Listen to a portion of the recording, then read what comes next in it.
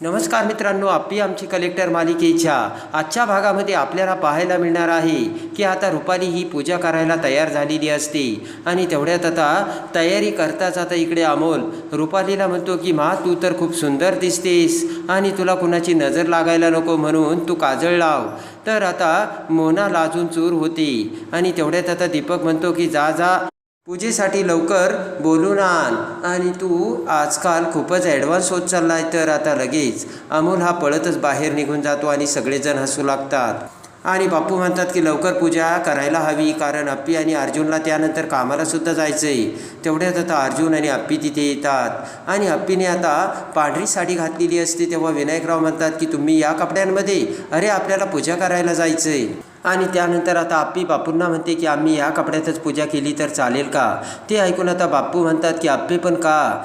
अर्जुन म्हणतो की बापू त्याचं काय आहे ना, आपल्या कामाला जर आपल्याला पूजा समजायची असेल तर नुसतं बोलून उपयोग नाही, त्यासाठी काहीतरी करायला हवं. अप्पी म्हणते की बघा ना, आजपर्यंत मी एक गृहिणी म्हणून आणि एक बायको म्हणून पूजा करत होती, पण आज मला वाटतंय की मी अर्जुनसाठी आणि माझ्या कामासाठी आता पूजा करायला हवी. अर्जुन म्हणतात की आजपर्यंत अप्पीने कामाची सांगड आणि घराची सांगड एकदम चांगल्या पद्धतीने घातली आहे बाप्पू, आणि तेव्हा आपल्या कामासाठी आता देवाचे आशीर्वाद घ्यायचेत अप्पीला, असे आता अर्जुन बोलतो. तेव्हा आता स्वप्नील म्हणतो की पण रीतीभाती मोडून कसं चालेल. तर आता अप्पी म्हणते की मी रीत मोडत नाही आहे स्वप्नील सर. अप्पी म्हणते की आपल्या कामासाठी आणि आपल्या कर्तव्यासाठी देवाने आपल्याला जे काही योग दिलेत ना, त्यासाठी मला देवाचे आभार मानायचे. ते ऐकून रुपाली खुश होती. रुपालीला आता अप्पीचं म्हणणं पटलेलं असतं. रुपाली म्हणते अपर्णा, दररोज तुझ्याकडून काहीतरी नवनवीन शिकायला मिळतंय बरं का. आणि तेवढ्यात आता मोना ही तिच्या बॅगमधून एक गिफ्ट काढते आणि लगेच आता मोना म्हणते की तुम्ही नवनवीन आम्हाला शिकवता आणि आज तुमच्या कामाचा पहिला दिवस आहे, तेव्हा आमच्याकडून तुम्हाला हे छोटंसं गिफ्ट. तर आता अप्पी आमची कलेक्टर नावाचं ते गिफ्ट बघून आता अप्पी खूप खुश झालेली असते. अप्पी म्हणते वा वा, किती सुंदर गिफ्ट आहे हे. आणि ते गिफ्ट सगळ्यांना दाखवत अप्पी म्हणते की वा वा, हे गिफ्ट मला खूप आवडलं बरं का. सगळेजण आता खुश झालेले असतात आणि लगेच आता बापू खुश होऊन म्हणतात की अप्पी, तू ज्या घरात असशील ना, तिथल्या माणसांना काहीच काळजी नाही. आणि सगळेजण खुश होऊन आता मंदिरात पूजा करण्यासाठी येतात आणि गुरुजी आता त्यांची वाटच बघत असतात. गुरुजींनी आता पूजेची सगळी मांडणी केलेली असते आणि तिथे येताच आता बापू सगट सगळेजण गुरुजींना नमस्कार करतात. आणि त्यानंतर आता अर्जुन आणि अप्पी हात जोडून देवासमोर आता मनोभावे प्रार्थना करतात. अप्पी म्हणते की मी माझं काम आता तुझी प्रार्थना करून अगदी मनोभावे करील. आणि अर्जुनने सुद्धा आता मनोभावे प्रार्थना केलेली असते. आणि त्यानंतर आता अमोल प्रार्थना करत म्हणतो की तू माझ्या माला देवा सुखरूपपणे घरी आणलंस आणि त्याबद्दल खरंच मी तुझी मनोपासून प्रार्थना करतो. आणि तेवढ्यात आता अर्जुन हा अमोलला उचलून घेतो आणि म्हणतो की बाळा अमोल, काय सिक्रेट मागितलं. तर आता अमोल म्हणतो की बाबा ते सिक्रेट आहे. आणि तेवढ्यात आता अमोल म्हणतो की मी देवाकडे काहीच नाही मागितलं, ऑलरेडी न मागता त्याने मला सगळं काही दिलं. मी फक्त व्यवस्थित अभ्यास करीन एवढंच मी देवाकडे मागितलं आणि देवाला सांगितलं. ते ऐकून अर्जुन आणि अप्पी खुश होतात आणि हसू लागतात. आणि तेवढ्यात आता गुरुजी पूजेसाठी वेळ झाल्यामुळे बोलावतात. तर अर्जुन आणि आता अप्पी पूजेसाठी बसतात. अर्जुनने आता टोपी घातलेली असते आणि त्यानंतर अप्पी ही अर्जुन शेजारी बसते आणि सगळेजण आता हात जोडतात. त्यानंतर आता गुरुजी त्यांचे मंत्र म्हणून अगदी विधीपूर्वक आता पूजा सुरू होते. आणि आता गुरुजी हे हळदी कुंकू वाहायला सांगतात. तर अप्पी आता हळदी कुंकू वाहते आणि त्यानंतर हळदी कुंकू वाहिल्यानंतर अप्पी आता श्री लक्ष्मी मातेला गुलाबाचं फूल अर्पण करते. आणि त्यानंतर आता अर्जुन हात जोडत आता लक्ष्मी मातेला म्हणतो की माझं कुटुंब असंच आनंदात राहू दे. तर अप्पी म्हणते की लक्ष्मी माते, आजपर्यंत तू जशी आमच्यावरती कृपादृष्टी ठेवून राहिलीस तशीच कृपा आमच्यावर अशीच राहू दे. आणि तेवढ्यात आता गुरुजी म्हणतात की तुमची अशीच जर कृपा आणि आता तुमची भक्ती राहिली तर देव तुम्हाला काहीच पडू देणार नाही. अमोल म्हणतो की बाबा, तुम्हाला देवाचं कसं कळतं. तर सगळेजण हसू लागतात. आणि गुरुजी म्हणतात की तुझ्या माने तू तिचं भविष्य घडवलं तसं तू सुद्धा तुझं भविष्य घडव. आणि तेवढ्यात आता स्वप्नील म्हणतो की गुरुजी, आमच्यासाठी तुम्ही कायम इथे येतात.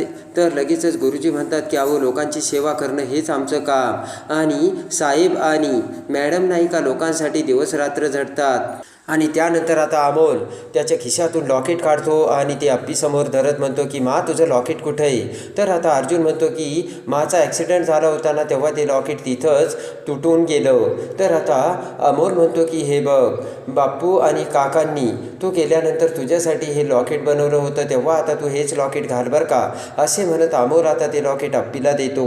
आणि तेवढ्यात आता अप्पी म्हणते की हे बघ अमोल आता तुम्हाला लॉकेट दिलं ना ते लॉकेट मी घालणार आणि कुठेच जाणार नाही. तर आता लगेच अप्पी आता अमोलला प्रॉमिस देते आणि सगळेजण पुन्हा खूप खुश होतात. आणि त्यानंतर आता बापू म्हणतात की आप्या आता मी आणि विनायकरावांनी ठरवलंय बरं का, शेतीत थोडे तरी कष्ट करायचे आणि काही जरी झालं तरी शेतीतलं धान्य घरात आलंच पाहिजे. अमोल खुश होऊन म्हणतो की यस बाप्पू. आणि तेवढ्यात आता दीपक मोनाला म्हणतो तुम्ही सुद्धा आता तुमच्या आवडीकडे लक्ष द्या बरं का. आणि एवढ्यात खुश होऊन रुपाली म्हणते की अपर्णा तुझ्या येण्याने पुन्हा एकदा घराला घरपण आलं आणि खूप आनंदही आला आणि आता मी घरची सगळी जबाबदारी घेईन आणि मी सुद्धा आपल्या घराकडे व्यवस्थित लक्ष देईल असे रुपाली बोलते. आणि तू नसताना देखील मी अमोलची व्यवस्थित काळजी घेईल असे रुपाली आता अप्पीला सांगते. रुपाली म्हणते फक्त तू तुझं काम व्यवस्थित कर. इकडे आता स्वप्नील म्हणतो की मी आता एक्स्ट्रा बॅचेस सुरू केल्यात आणि अगोदरच ते मी करणार होतो पण घरातल्या या प्रॉब्लेममुळे मी थांबलो होतो. आणि स्वप्नील म्हणतो की अपर्णा मी आता मुलांना शिकवून मला मुलांना तुझ्यासारखे म्हणजे देशाला तुझ्यासारखे अधिकारी द्यायचे. तेव्हा आता अर्जुन म्हणतो की म्हणजे आता सगळेजण त्यांच्या आवडीच्या कामाला लागलेच सर. आणि बाप्पू म्हणतात की आता अप्पी आम्ही सगळेजण तुझ्या पाठीशी आहे आणि तू आता अजिबात थांबायचं नाहीस. आणि तेवढ्यात आता अर्जुन हा अप्पीला घेऊन कलेक्टर ऑफिसमध्ये येतो तर गायतोंडे तिथे असतो आणि अप्पीला बघताच आता गायतोंडे हा अप्पीला गुड मॉर्निंग करतो आणि म्हणतो की चला आता आपण कामाला लागूयात. तर ते बघून